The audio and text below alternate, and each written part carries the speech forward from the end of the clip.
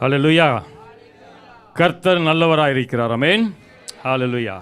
மீண்டுமாய் உங்களை சந்திப்பதற்கு மிக மகிழ்ச்சியாக இருக்கிறேன். ஆமென். மீண்டுமாய் சபையுடைய போதகர்களுக்கும் தலைமைத்துவத்துக்கும் வந்திருக்கிற அநேகர்களுக்கும் கர்த்தருடைய நாமத்திலே என்னுடைய வாழ்த்துக்களை நான் தெரிந்து கொள்கிறேன். ஆமென். கூட்டம் 12 மணிக்கு முடிக்கப்பட வேண்டும். மிஞ்சி இருக்கிறது 40 நிமிடம். ஓகே, இந்த 40 நிமிடத்தில் நாம் தேவனுக்கு செலுத்த வேண்டிய கனத்தையும் மரியாதையும் செலுத்தும்படியாக நாம் அமர்ந்திருப்போம். தேவனுடைய சத்தத்தை கேட்க நாம் வந்திருக்கிறோம். ஆமென். ஹல்லேலூயா. தேவன் அவருடைய வார்த்தையை அனுப்பி நம்மளை பலப்படுத்துகிற தேவன், வார்த்தையை அனுப்பி நம்மளை சுகப்படுத்துகிற தேவன், வார்த்தையை அனுப்பி நம்மளை விடுதலைப்படுத்துகிற தேவன். ஆமென். ஆகையால் அமர்ந்திருப்போம். அதே வேளையில் எத்தனை பேர் உங்களுடைய வேதத்தை கொண்டு வந்தீங்க? கைகளை வேதத்தை உயர்த்துங்க பார்ப்போம். வாலிப பிள்ளைகளே, இசை வாசிப்பது நல்லது, டெம்பரினை கையில் தூக்குவது நல்லது. ஆனால் வேதம் உங்கள் கையில் இல்லைனா பரிதாபமான ஒரு காரியம். ஆமென். ஆகையால் நாம் தேவனுடைய வீட்டுக்கு வரும்போது கைவீசுன்னு வராதபடி வேதத்தோடு நாம் வருவ கற்றுக்கொள்வோம். ஆமென். நான் விசுவாசிக்கிறேன், இந்த வாலிபகரை வழி நடத்துகிற தலைவர்கள் இதை போதிப்பார்கள் என்று நான் நம்புகிறேன், விசுவாசிக்கிறேன். ஆமென். ஏனென்றால் வேதம் சொல்லுகிறது, தேவன் உடையவன், வார்த்தை உடையவன். தேவனுடைய வார்த்தை உடையவன், அவருடைய ஜீவன் உடையவன். ஹல்லேலூயா. ஆகையால் இந்த தேவனுடைய வார்த்தை இல்லாதபடி நம்மளுக்கு ஜீவன் உட்பிரவேசிக்காது. ஹல்லேலூயா. இதை தெரிந்து கொள்வோம். நான் அநேக நேரத்தில் இந்த சபைக்கு நான் வந்திருக்கிறேன். நான் புதிதல்ல. ஆனாலும் ஒவ்வொரு தரம் நான் பார்க்கும்போது சோகமான ஒரு கதை என்னன்னா, வாலிபருடைய கையிலே வேதத்தை கொண்டு வருவதும் இல்லை, அதை சுமப்பதும் இல்லை. ஆமென். இது ஒரு அன்பான ஒரு காரியமாக எடுத்துக்கொள்ளுங்கள். ஆமென். அன்பாக கண்டிக்கிற ஒரு காரியம். ஆமென். ஹல்லேலூயா. இதில் எல்லாமே வேதத்தை கொண்டு வந்திருக்கீங்க, நல்லது. கொண்டு வராதவர்கள் ஒருவேளை அடுத்த வாரம் உங்களுக்கு ஆராதனைக்கு வரும்போது தயவு செய்து மறந்துடாதீர்கள். ஆமென். Bring your Bible. சரி, நேராக தேவனுடைய செய்திக்கு நாம் கடந்து செல்வோம். நம்ம உயிர்த்தெழுந்த நாட்களே நாம் கொண்டாடி கொண்டு இருக்கிறோம். ஆமென். ஹல்லேலூயா. இந்த உயிர்த்தெழுந்திருக்கிற செய்தியை நாம் அறிந்து கொள்ளும்படியாக இந்த காலவேளையிலே நாம் யாவரும் நாம் கூடியிருக்கிறோம். ஆமென். நாம் இந்த உயிர்த்தெழுதலோட கொண்டாட்டத்தை நாம் அறிந்திருக்கிறோம். We all understand the resurrection celebration. ஆமென். இந்த கொண்டாட்டத்தை நாம் அறிந்திருக்கிறோம். ஆனால் வேதத்தில் இருந்து நாம் பார்க்க போகிறோம், இந்த உயிர்த்தெழுதலுடைய செய்தி தான் என்ன? What is the message of resurrection? ஆமென். இன்று அநேக காரியங்கள் இருக்கு, ஆனால் முழுதும் போதித்து முடிக்க எனக்கு நேரம் பத்தாது என்று நான் நினைக்கிறேன். அதனால முடிந்த அளவுக்கு ஆமென் தேவனுடைய சத்தியத்தை சொல்லி நாம் நேராக தேவனுடைய வார்த்தைக்கு கடந்து செல்வோம். ஆமென். புத்தகம் உள்ளவர்கள் எடுத்துக்கொள்ளுங்கள், எழுதி கொள்ளுங்கள். முதலாவது நாம் எடுத்து வாசிப்போம். பிலிப்பியர் 3ஆம் அதிகாரம் வசனம் 10 தமிழில். ஆங்கில பைபிள் உள்ளவர்கள் இந்த தமிழ் வேதத்தில் பிலிப்பியர் 3:10 இருக்கிற இந்த வசனங்கள் ஆங்கில பைபிளில் பிலிப்பியர் 3:10-11 எழுதியிருக்கிறது. ஆமென். ஒருவர் தமிழ் தெரிந்தவர்கள் சத்தமாக வாசிக்கப்படி நான் கேட்டுக்கொள்கிறேன். இப்படி நான் அவரையும் அவருடைய உயிர்த்தெழுதலின் வல்லமையையும் அவருடைய பாடுகளின் ஐக்கியத்தையும் அறிகிறதற்கும் அவருடைய மரணத்திற்கொப்பான மரணத்திற்குள்ளாகி எப்படியாயினும் நான் மரித்தோரிலிருந்து உயிரோடு எழுந்திருப்பதற்கு தகுதியாகும்படிக்கும். ஆமென். ஆமென். இது யார் எழுந்தது? வேதத்தை வாசிக்கிறவர்களுக்கு தெரியும், இது அப்போஸ்தலர் பவுல் பிலிப்பியர் சபைக்கு எழுதின ஒரு காரியம். ஆமென். இந்த அதிகாரத்தில் நாம் வாசித்தால் நம்மளுக்கு தெரியும், இந்த அதிகாரத்தில் இந்த வசனத்தில் 5 விதமான வாஞ்சைகள் பவுலுக்கு உண்டு. ஆமென். ஆனாலும் எல்லாவற்றையும் சொல்லுவதற்கு எனக்கு நேரம் இல்லாத நிமித்தம் குறிப்பாக 2 வாஞ்சையை குறித்து சொல்லி நான் கடந்து போக விரும்புகிறேன். ஆமென். முதலாவது வாஞ்சை என்ன? இயேசுவுடைய உயிர்த்தெழுதலுடைய வல்லமையை அவர் அறிய வேண்டும். ஹல்லேலூயா. ஆமென். இந்த வசனம் பவுல் பிலிப்பியர் சபைக்கு எழுதும்போது அவர் ஏற்கனவே ரட்சிக்கப்பட்டு 2 ஆண்டுகளுக்கு மேலாக கடந்து சென்ற ஒரு வாஞ்சை என்று நாம் அறிய வேண்டும். ஆமென். 2 ஆண்டுகளாய் மேலே அவர் ஊழியம் செய்தது பின்பதாக இப்போது அவர் இயேசுடைய உயிர்த்தெழுதலை குறித்து அவர் கேள்விப்படுகிறார். ஆனாலும் அவருக்குள்ள இருக்கிற வாஞ்சை என்ன? நான் இந்த இயேசுடைய உயிர்த்தெழுதலையும் அவரையும் நான் அறிய வேண்டும். அது மட்டும் இல்ல, அவருடைய உயிர்த்தெழுதலை அறிய வேண்டும். அவருக்குள்ள இருந்த வாஞ்சை. ஆமென். 2வது வாஞ்சை மீண்டுமாய் அதை வாசியுங்கள். இப்படி நான் அவரையும் அவருடைய உயிர்த்தெழுதலின் வல்லமையையும் அவருடைய பாடுகளின் ஐக்கியத்தையும் அறிகிறதற்கும் அவருடைய மரணத்திற்கொப்பான மரணத்திற்குள்ளாகி எப்படியாயினும் நான் மருத்தோரிலிருந்து உயிரோடு எழுந்திருப்பதற்கு தகுதியாகும் படிக்கும். 2வது பவுலுடைய வாஞ்சை என்னதென்றால், இயேசு உயிர்த்தெழுந்ததை நாம் கொண்டாடுகிறோம். அது அவருடைய பெரிய வாஞ்சை அல்ல. ஆனாலும் அவரும் இந்த உயிர்த்தெழுதலை அடையும்படியாக என்ன தகுதி இருந்தது என்று அறிய அவர் விரும்புகிறார். ஆமென். ஹல்லேலூயா. இயேசு மரித்து உயிர்த்தெழுவதற்கு அவருக்கு ஒரு தகுதி உண்டு. அந்த என்ன தகுதி என்று பவுல் விரும்ப ஒரு வாஞ்சை உள்ளவராக இருக்கிறார். ஹல்லேலூயா. அநேக பேர் நினைக்கலாம், ஒருவேளை இயேசு எப்படியா உயிர் தெழுந்தார்? அவர் உயிர் தெழுதல எதுவுமே ஒரு அதிசயம் இல்லையே. அவர் ஏன் உயிர் தெழுந்தார் என்றால், அவர் தேவனுடைய குமாரன். அவர் நிச்சயமாய் உயிர் தெழுவதற்கு வல்லமை உண்டு. ஆகையால் அவருடைய உயிர் தெழுவதற்கு எந்த விதமான தகுதி தேவையில்லை. தேவ குமாரனாய் இருக்கிறதே அந்த தகுதி என்று நாம் நினைக்கலாம். ஆமென். ஆனால் அதுக்கு மேலாக சிலர் கூட நினைக்கலாம், அவர் பரலோகத்திலிருந்து வந்தவர், ஆகையால் பூமி அவரை ஆட்கொள்ள முடியாது. ஆகையால் பரலோகத்திலிருந்து வந்தவர் பரலோகத்துக்கு செல்லும்படியாக அதுதான் அவருடைய தகுதி என்று நாம் நினைத்துக் கொள்ள முடியும். ஆமென். ஆனாலும் நீங்களும் நானும் ஒரு காரியத்தை நாம் அறிந்து கொள்ள வேண்டும். அவர் தேவனுடைய குமாரன் இருந்த வண்ணமாக அவர் இந்த தகுதியை பெறவில்லை. ஆமென். அவர் உயிர் தெழுந்ததுக்கு ஒரு தகுதி உண்டு.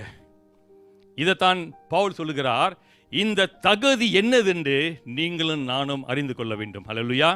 இனி நம்ம அழகாக சந்தோஷ பொங்கியோடு நீங்களாம் வந்திருக்கீங்க. ஆமென். பார்க்கும்போது நல்லாவே தெரியுது. எப்படி வந்திருக்கீங்க? சந்தோஷம் பொங்கி போய் வந்திருக்கீங்க. நல்லது. எப்படி வரக்கூடாது? சந்தோஷம் தொங்கி போய் வரக்கூடாது. சந்தோஷம் பொங்கி போய் வரணும் கர்த்தருடைய ஆலயத்துக்கு வரும்போது. ஓகே. ஆமென்.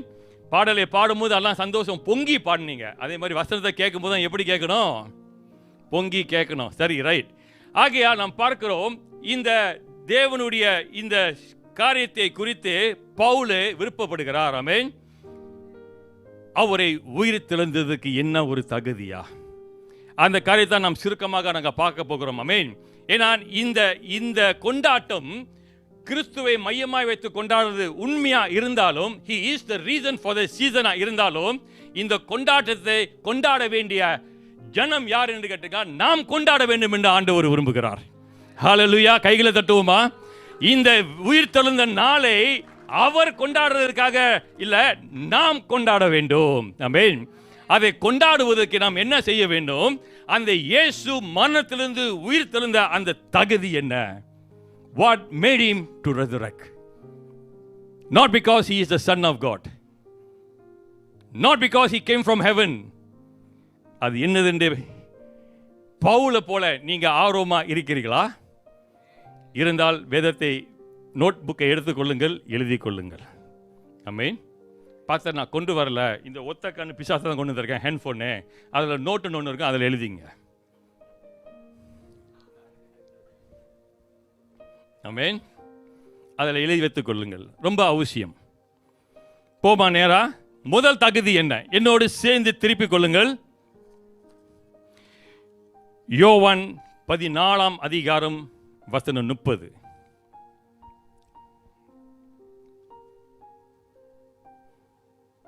இந்த ஒரு செய்தியோடு நினைக்கிறேன் நான் நிப்பாட்டி விடுவேன். அப்புறம் நாம் ஜெபிக்க போகிறோம். ஆமென். ஹல்லேலூயா.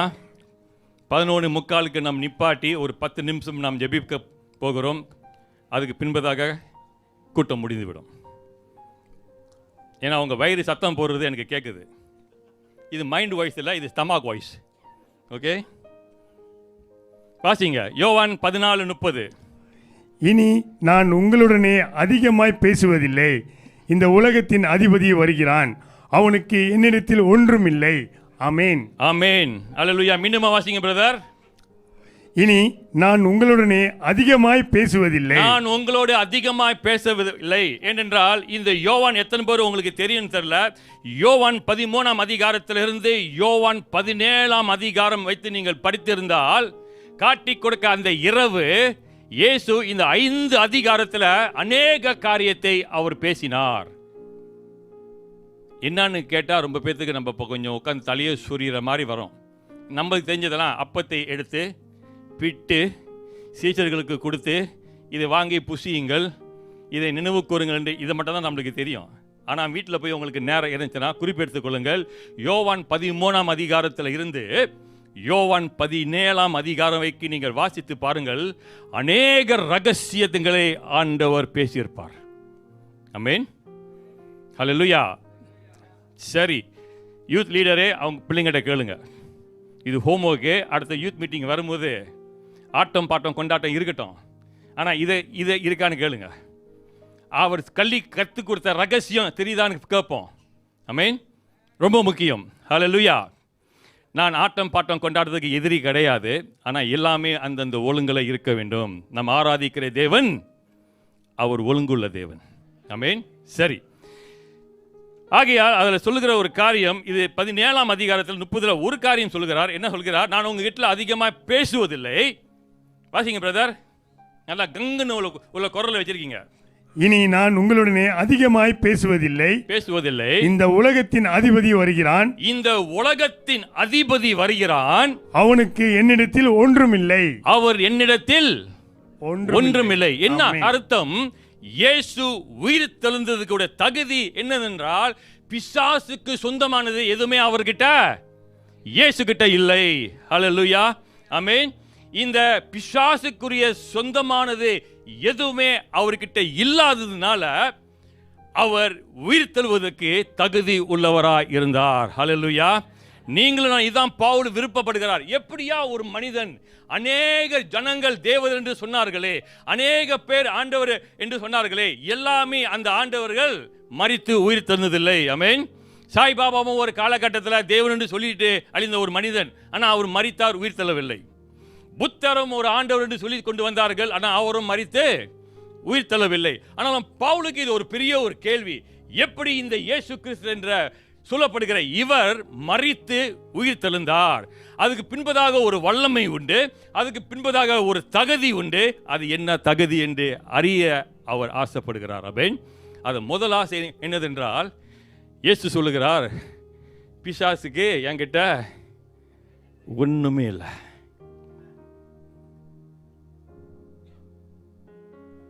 பிசாசு எதிர்பார்த்த இந்த உலகத்தினுடைய சாயல் இயேசு கிட்ட கிடையாது. இந்த உலகத்தில் இருக்கிற ஏமாற்றி பணக்காரன் அவருடைய சிந்தனை இயேசு கிட்ட இல்ல. பெருமை கொண்டு ஆளுகை செய்து அரசாளுற அந்த பெருமையினுடைய ஆவி இயேசு கிட்ட இல்ல. அவருக்குள்ள இருந்தது தாழ்மையான ஒரு ஆவி. குறிப்பாக பாவம் அவர்கிட்ட இல்லை. ஹல்லேலூயா. ரொம்ப பேர் இந்த இடத்துல அவர்கிட்ட பாவம் இல்லைன்னு அல்லேலூயா சொல்லிடுவோம். நம்ம கிட்ட பாவம் இருக்கா? எல்லாம் தலையை ஆட்டுவோம். ஏன்னா நம்ம எங்கேயோ படிச்சிருந்தது. ஏன்னா ஒரு வாசத்தை மட்டும் தூக்கிக்குவாங்க. எல்லாம் அவருடைய இறக்கத்திலிருந்து we fall short of his glory.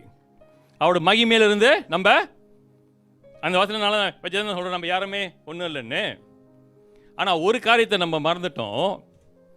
நான் பரிசுத்தராய் இருக்கிறது போல நீங்கள் ஒரு பாடலை பாடும் நினைக்கிறேன், 3வது பாடல் நினைக்கிறேன். ஒரு பாடலில் அந்த இது வருது, அல்லேலூயா ஓசன்னா. அந்த பாடலை பாடி வரும்போது என்ன வந்துச்சு? தூயரே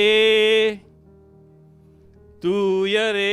ஏன்னா நம்ம எப்பவுமே அவரே பார்த்து தூயர்னு சொல்லி நம்ம பழகிட்டோம். ஆனால் இன்னொரு வசனம் அவர் சொன்னார, அது நம்மளுடைய மண்டல ஏறுவதே கிடையாது. நான் தூயராய் இருக்கிறது போல நீங்களும் தூயராய் இருங்கள் சொன்னாரா? ஒருத்தர் தான் வருது, மற்றவங்களாம்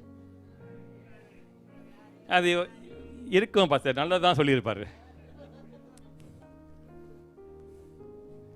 சொன்னாரா? பக்கத்தில் பார்த்து சொல்லுங்க. ஆமா சொன்னாரு. கேளுங்க, என்ன சொன்னாரு? நான் பரிசுத்தரா இருக்கிறது போல நீங்களும் பரிசுத்தமா இருங்க. இப்ப இன்னொரு கேள்வி கேளுங்க, எதுக்கு அது சொன்னாரு?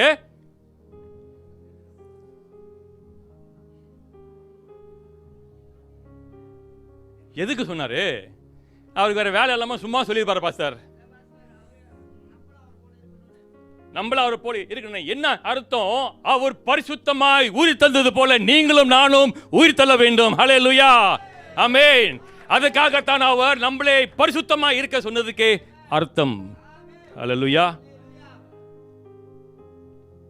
வேற எதுக்கும் இல்லைங்க. பரிசுத்த ஆவியை பெற்று கொண்டுட்டு ஆடுங்க, தப்பு கிடையாது. பாடுங்க, தப்பு கிடையாது. இசை வாசிங்க, தப்பு கிடையாது. பரிசுத்தமாயிட்டோமா அவரை போல? நம்மளுடைய ஆடல்ல யாரையும் காப்பி பண்ணி தான் நம்ம ஆடிக்கிட்டு இருக்கோம்.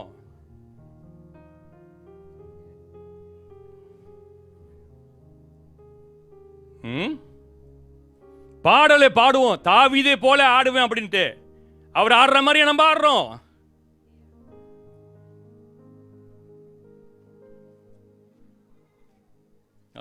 ரொம்ப அமைதியாயிட்டீங்க. வந்திருக்கிற ஒரு கல்லை தீர்க்குது அப்படி பார்க்குற மாதிரி இருக்கு.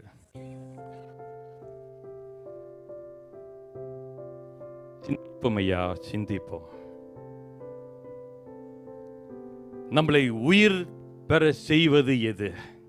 What will make you and me to resurrect? ஆமென். நாம் மரித்து நரகத்துக்கு போவது தேவனுடைய சித்தம் கிடையாது. ஆமென். வேதம் சொல்லுகிறது, இயேசுவை அறிய ஜனங்கள் அவர் நித்திய ஜீவன் அடையும்படியாக அவர் இவ்வளவாய் செய்தார். ஆமென். யோவான் 3:16. அவர் இவ்வளவாய் உலகத்தை எதுக்கு நேசித்தார்? இயேசுவை விசுவாசிக்கிற யாருமே கெட்டு போகாதபடி நித்திய ஜீவனை அடையும்படிக்கு. ஆனால் ஒரு காரியம் தான் நம்ம மறந்துட்டோம். நம்ம நினைக்கிறோம் இந்த நித்திய ஜீவனை உயிர் தெழுதல் இல்லாமல் போக முடியுமா? முடியாது. அதனால தான் இன்னைக்கு ஏன் நம்ம இந்த ஆராதனையை உலகம் எங்கும் கொண்டாடுது? தேவனே பிதாவுடைய வலது பாசத்தில் அமரப்படியாக அவர் மரணத்தை ஜெயத்தை கொண்டு பிதாவுடைய வலது பாசத்தில் உட்காரும்படியாக இந்த நாள் அமைந்தது உண்மையானால், நீங்களும் நானும் நாம் மரித்து உயிர் தெழுந்து அவரோடு உட்காருவதற்கு பரிசுத்தம் அவசியம். ஹல்லேலூயா. It is mandatory. பரிசுத்தம் என்பது நான் நினைச்சா பரிசுத்தமா இருப்பேன் பார்த்தா, வெள்ளையா உடுத்திட்டா பரிசுத்தனுக்காக இல்லை. பார்த்து நீங்களும் வெள்ளையா தானே போட்டிருக்கீங்க. ஆமா,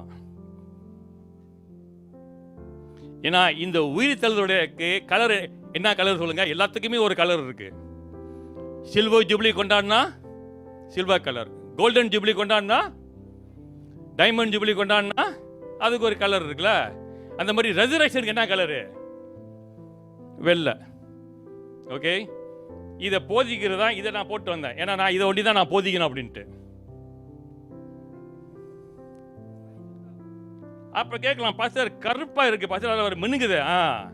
இந்த தேவனுடைய உயிர் திறனுடைய வாழ்க்கையே இருளான உலகத்துல நாம் மினுங்கும்படி அவர் நம்மளை எழுப்பினார். ஹல்லேலூயா, ஹல்லேலூயா. அதனால இது ஒரு ஃபார்முலா இல்லை, போய் சொல்லிடாதீங்க பாஸ்டர் ஒரு ஃபார்முலா வந்து கொடுத்துட்டு போயிட்டான். இது ஃபார்முலரே கிடையாது. Okay,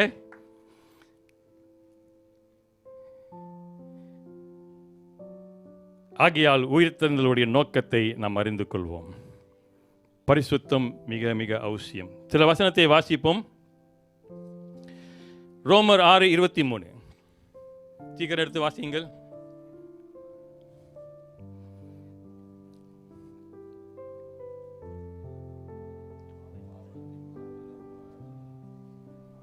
Roman chapter 6 verse 23. ரோமர் 6:23. பாவத்தின் சம்பளம் மரணம், தேவனுடைய கிருபை வரமோ நம்முடைய கர்த்தராகிய இயேசு கிறிஸ்துவினால் உண்டான நித்திய ஜீவன். ஹல்லேலூயா, ஆமென். பாவத்தினால நம்மளுக்கு என்னையா வருது? இல்ல, நம்ம ரொம்ப பத்துக்கு மேன்மை வருது. பாவத்தின் நிமித்தம் என்ன வருது? ப்ரொமோஷன் வருது பாஸ்டர். நேரா போனா எப்படி பாஸ்டர்? நேரா போனா எப்படி பாஸ்டர்? ஆனா பாடிடுவோம் ஞாயிற்றுக்கிழமை, கோணலானவைகளே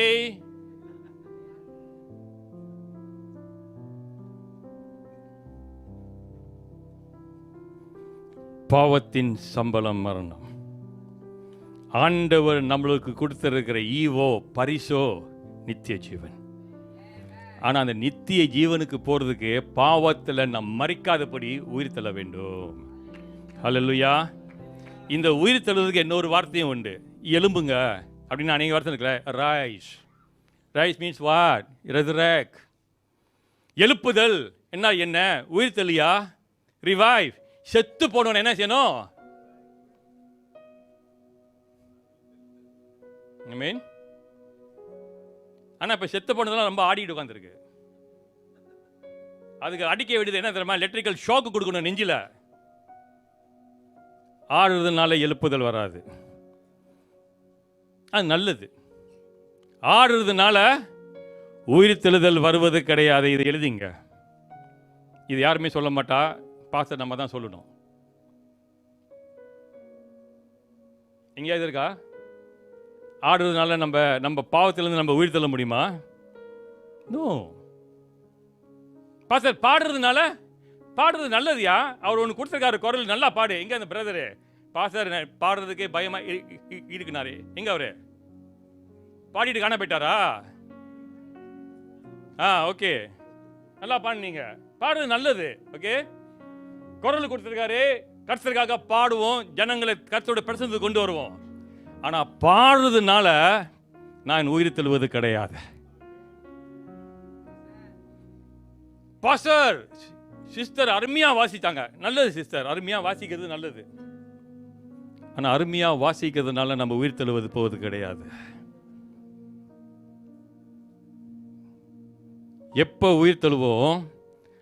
அவரை போல நாம் பரிசுத்தமாய் வாழும்போது. ஹல்லேலூயா. இதுக்கு கை தட்ட மாட்டோமே?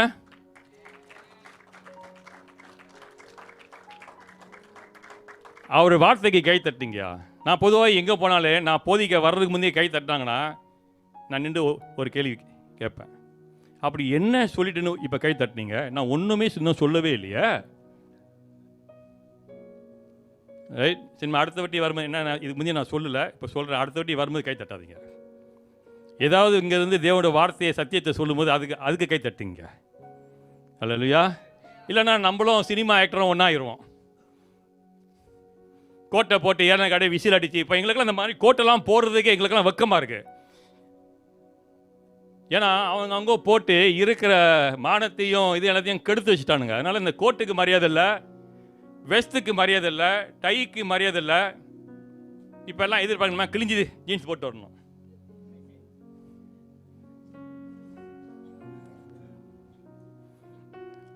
அந்த காலத்தில் காசை கொடுத்து வாங்கி சிலுவார் கிழிஞ்சா தூக்கி வீசிடுவோம்.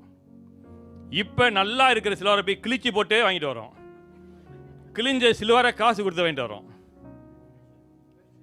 கர்த்தர் நம்மளுக்கு உதவி செய்வாராக. எங்கள் அப்பா அதுக்கு ஒரு பழமொழி சொல்லுவார். நான் வாலிபனா இதுக்கு வந்து இப்படி தான் சொல்லுவேன், ஃபேஷன் அப்பா அப்படின்னு. எங்கள் அப்பா சொல்லுவார், உன் ஃபேஷனில் எரும மாட மேய் ஓடணும் அப்படின்னு வர்றது. அந்த காலகட்டத்தில் நீங்கள் கொஞ்சம் பேர் இருக்கீங்க. எங்கள் அப்பாலாம் அப்படி தான் பேசுவார். அவருக்கு தெரிஞ்ச யோவான் 3:16 அதுதான். சரியா? அடுத்த வசனம் 1 பேதுரு 1:15-16. சீக்கிரம் எடுத்து மடமன்னு வாசிங்க. உங்களை அழைத்தவர் பரிசுத்தராய் இருக்கிறது போல நீங்களும் உங்கள் நடக்கைகள் எல்லாவற்றிலேயும் பரிசுத்தராய் இருங்கள்.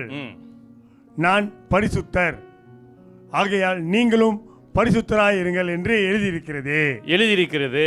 ஓகே, எங்க எழுதியிருக்கு? பைபிள் எழுதியிருக்கு. ஆனா எங்க? ஆனா இங்க அந்த வசனம் சொல்லுது, எழுதியிருக்கிறது 1 பேதுரு சொல்ல, அதை குறிச்சிங்க. லேவியர் புத்தகத்தில் எழுதியிருக்கு. ஓகே, லேவியர் 19 2 லேவியர் 20:7 அங்கே எழுதப்பட்டிருக்குதா இங்கே சொல்லுது. இப்போ பேதுரு சொல்கிறார் அது எழுதப்பட்டு இருக்கிறது. அப்படின்னா பழைய ஏற்பாட்டிலேயே இந்த பரிசுத்தத்தை விரும்பின தேவன். ஆமென். மனிதனுடைய அவரை உருவாக்கும் போதே மனிதனை தேவனுடைய சாயலிலே உருவாக்கினார். அப்படி என்னையா நம்ம தேவனுடைய சாயல்? நீட்ட முடி வச்சுக்கிட்டு பாஸ்டர் அவர் மாதிரி வெள்ளை அங்கி போட்டு நடக்கிறது பாஸ்டர், கையில் ஒரு கம்பை தூக்கிக்கிட்டு ஒரு ஆட்டுக்குட்டி தூக்கி தோளில் போட்டு நடந்தால் அவருடைய சாயலா? இல்லவே இல்லை. அவருடைய சாயல் என்னென்றால் மனிதனையும் தேவனுடைய சாயலிலே உருவாக்கினார். என்ன அர்த்தம்? பரிசுத்தத்திலே உருவாக்கினார். நீங்களும் நானும் பரிசுத்தமாக இருக்கும்படியாக நம்மளை உருவாக்கினார். ஹல்லேலூயா. அதுதான் தேவனுடைய சாயல். இன்னொரு வசனம் படிப்போம். ரோமர் 1:4 தமிழ் வேதத்தில் ரோமர் 1:5. இங்கிலீஷில் நீங்கள் பார்க்கும்போது அது ரோமர் 1:4 பாருங்க. தமிழில் ரோமர் 1:5 வாசிங்க. மாம்சத்தின்படி தாவீதின் சந்ததியில் பிறந்தவரும் பரிசுத்தமுள்ள ஆவியின்படி தேவனுடைய சுதன் என்று மரித்தோரிலிருந்து உயிர் தெளிந்ததினாலே பலமாய் ரூபிக்கப்பட்ட தேவகுமாரனுமாய் இருக்கிறார். ஆமென். இயேசு கிறிஸ்து எப்படி மரணத்திலிருந்து உயிர் தெழுந்தார்? பரிசுத்த ஆவியினால், the spirit of holiness. ஹல்லேலூயா. அப்ப இயேசுவை மரணத்திலிருந்து உயிர் தெழ செய்த தகுதி என்ன? அந்த பரிசுத்தம். ஹல்லேலூயா. ஹல்லேலூயா. அதனால இந்த வாரம் போயிட்டு அடுத்த வாரம் வரும்போது எல்லாம் வெள்ளை போட்டு வராதீங்க. அது பரிசுத்தம் கிடையாது.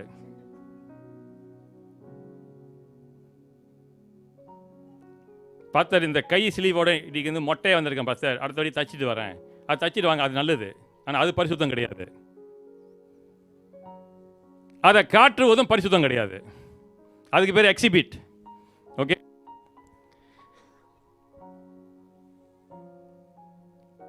ஆகையால் பரிசுத்தம் என்றால் என்ன?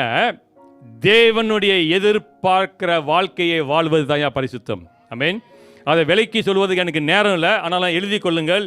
தேவனுடைய எதிர்பார்க்கிற வாழ்க்கையை வாழ்வது பரிசுத்தம். ஆமென். பிதா என்னத்தை சொல்லுகிறாரோ அதை கேட்டு அதன்படி செய்கிறது பரிசுத்தம். அதுதான் நீதி. ஆமென். நீதியும் ஒன்று தான், பரிசுத்தமும் ஒன்று தான். இது ரெண்டையும் பிரிக்க முடியாது. ரெட்டை பிள்ளைங்க, ஒரே மாதிரி இருக்கிற பிள்ளைங்க தான், அவங்கள பிரிக்க முடியாது. ஆகையால் இந்த பரிசுத்தம் என்பது ஆண்டவர் நம்ம கிட்ட இருந்து எதிர்பார்க்கிற காரியம். ஆமென். இன்னொரு வசனத்தையும் வாசிப்போம். எபேசியர் 4:27. இந்த பரிசுத்தத்தில் நம்ம எப்படி பாஸ்டர் வாழ முடியும்? எடுத்து வாசிங்க. பிசாசுக்கு இடங்கொடாமலும் இருங்கள். ஆமென். ஆமென். இன்னொரு மொழி சொல்லுது, பிசாசுக்கு இடம் கொடாமல் இருங்கள், இல்லைன்னா பிசாசை எதிர்த்து நில்லுங்கள். பிசாசுக்கு என்ன கொடுக்காதீங்க? ஒரு இடம் கூட கொடுக்காதீங்க. அப்படின்னா என்ன? அவனுக்கு சொந்தமான எந்த பலவீனத்தையும் உங்க வாழ்க்கைக்கு என்ன செய்யாதீங்க? இடம் கொடுக்காதீங்க. பாஸ்டர் நான் அவரை மாதிரி இல்லை பாஸ்டர், ஒரு மாசத்துக்கு ஒரு பீடி இடம் கொடுக்காதியா? பாஸ்டர் அவனை மாதிரி நான் குடிச்சிட்டு ரோட்டில் உள்ள, நான் குடிச்சிட்டு வீட்டிலே தூங்கிக்கிறேன், இடம் கொடுக்காத. குடிக்காரன் வந்து நல்ல குடிக்காரன் கெட்ட குடிக்காரன் எதுவுமே இல்லை. கர்த்தருக்கு கீழ்ப்படுகிறது, கர்த்தருக்கு கீழ்ப்படியாமல் இருப்பது.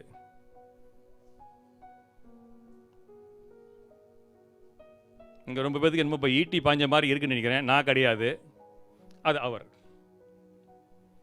ஆமென். நம்மளோடு தேவன் பேசும்போது நம் மனம் திரும்புவது அவசியம். ஹல்லேலூயா. மனம் திரும்பல நம்ம உயிர் தள்ள முடியாது. மரணம் நிச்சயம். மரணம் நிச்சயம். அதனால நம்முடைய வாழ்க்கையில எதுக்குமே என்ன கொடுக்காதீங்க. அப்போ பெண்கள் ரொம்ப பாஸ்டர் நாங்களாம் வந்து ஆண்கள் மாதிரி சிகரெட் அடிக்கிறதில்ல பாஸ்டர், நாங்கள் பீடி குடிக்கிறதில்ல பாஸ்டர், நாங்கள் தண்ணி அடிக்கிறதில்ல பாஸ்டர். ஆனால் நீங்களும் போய் ஃபேஷனில் போய் சிக்கி கொள்ளாதீங்க. ஃபேஷன் யாருக்கு சொந்தம்? ஆண்டவருக்கா சொந்தம்? உலகத்தில் இருக்கிற பிசாசுக்கு சொந்தம் யா. அதில் போய் மாட்டி கொள்ளாதீங்க. கொஞ்சம் பேர் பாருங்க, வீட்டை விட்டு வெளியே வரணும்னா சோப்பு சட்டை, சோப்பு சுழுவாரு, அதுக்கு ஏற்ற சோப்பு சப்பாத்து இல்லைன்னா வரமாட்டாங்க இல்லையா?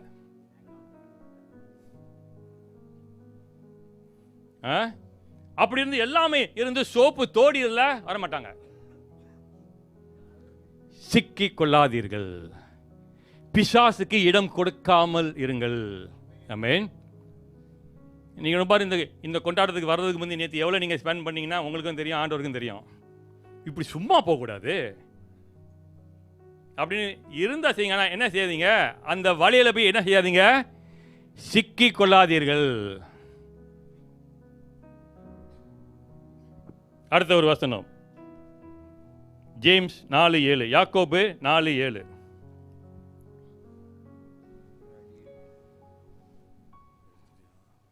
இதோடு நாம் முடித்துக் கொள்வோம். எழுதிக் கொள்ளுங்கள். James chapter 4 verse 7.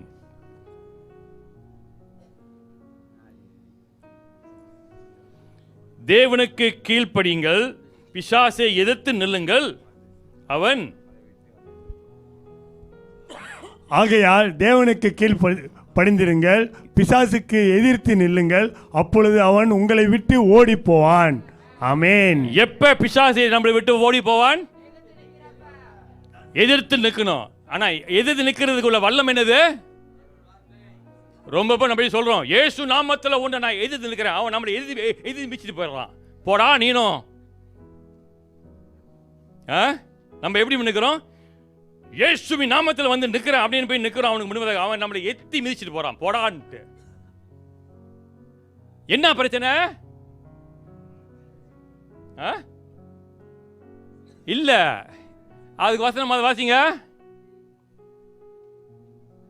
ரகசியத்தை எழுதிங்க. இதெல்லாம் தேவன் வார்த்தையில் இருக்கிற பரம ரகசியங்கள்.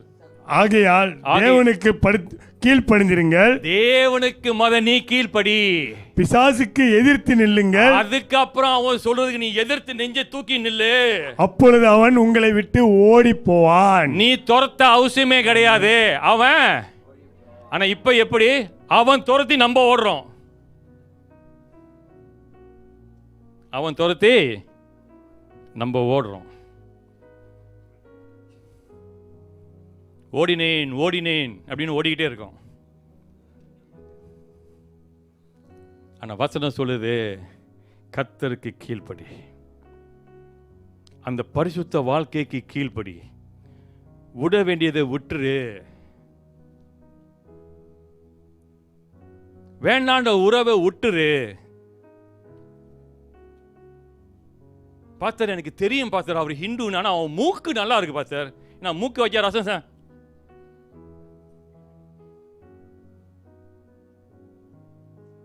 இல்ல பாஸ்டர் உங்களுக்கு தெரியாது பாஸ்டர், அந்த பொண்ணு நல்லா விளவிலே செவிச்சவன் இருக்கு பாஸ்டர். கோழி அவிச்சி எடுத்தா கூட அப்படிதான் இருக்கும்.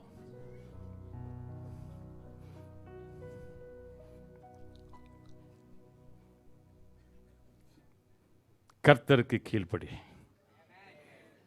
அவனை எதிர்த்து நெல், அவன் உன்னை விட்டு ஓடி போவான்.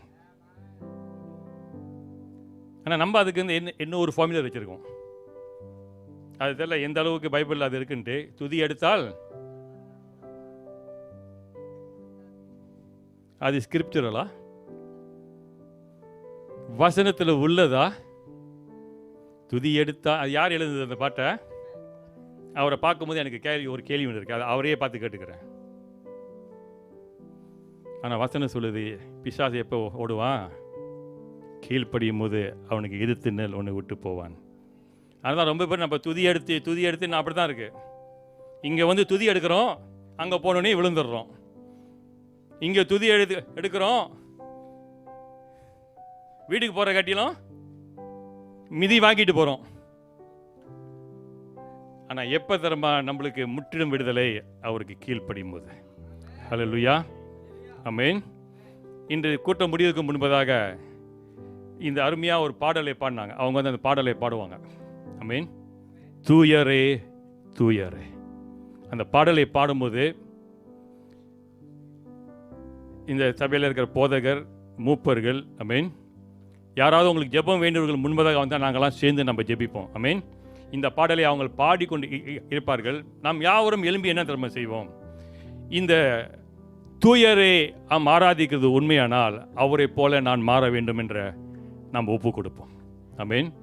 இந்த உயிர்த்தெழுதல் நாள் நம்முடைய மரணத்திலிருந்து நாம் உயிர்த்தெழ வேண்டும் என்றால் அவர் பரிசுத்தத்துக்கு ஒப்பு கொடுத்தது போல நீங்களும் நானும் பரிசுத்தத்துக்கு நாம் ஒப்பு கொடுப்போம். ஆமென். ஹல்லேலூயா. நாம் எழும்புவோம். அது மூலியமாய் நம்முடைய வாழ்க்கையில விடுதலை நிச்சயம். ஆமென். நான் உங்க மேல கை வைக்கிறதுனால ஒன்றும் ஆக போறது கிடையாது. ஹல்லேலூயா. ஆனால் நாம் என்ன செய்ய முடியும்? உங்களை தேவனுக்குள் வழி நடத்த முடியும்.